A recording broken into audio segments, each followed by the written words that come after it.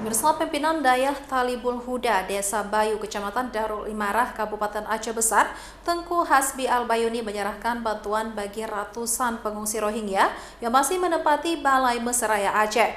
Bantuan ini merupakan sumbangan para santri yang mondok di Dayah tersebut.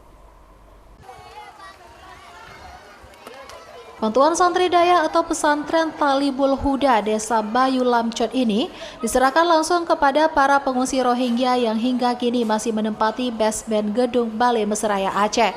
Bantuan berupa susu dan roti untuk anak-anak balita, pembalut bagi wanita, serta makanan ini merupakan sumbangan yang dikumpulkan ratusan santri dan santriwati yang mondok di Daya tersebut.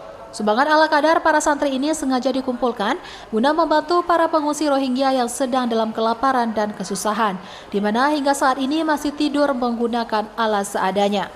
Terkait penolakan dari sejumlah warga, pimpinan Dayah Talibul Huda Tengku Hasbi Al-Bayuni meminta masyarakat Aceh untuk menerima sementara pengungsi Rohingya sambil menunggu solusi konkret dari pemerintah dan UNHCR. Tengku Hasbi juga mengimbau kepada masyarakat Aceh dan seluruh Indonesia agar tidak mudah terprovokasi dengan isu hoaks terkait Rohingya yang beredar liar di media sosial dan isu tersebut tidak bisa dipertanggungjawabkan kebenarannya. Atas nama santri-santri Dayah kami yang telah mengumpulkan sedikit bantuan berupa paket yang isinya ada makanan, kemudian ada sabun mandi gitu, family kit lah, untuk khususnya ibu-ibu dan anak-anak pengungsi Rohingya yang berada di tempat ini.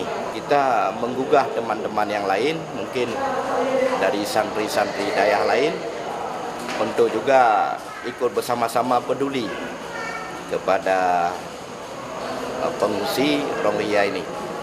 Secara pribadi saya gitu ya, saya melihat bahwa seharusnya masyarakat tidak boleh menolak, apalagi ini sudah menjadi tanggung jawab pemerintah. Kemudian pemerintah kita punya fasilitas, ada gedung PMI misalnya ya. Di fasilitas itu keberadaannya di suatu tempat kampung atau desa begitu. Masyarakat itu nggak boleh menolak sebenarnya.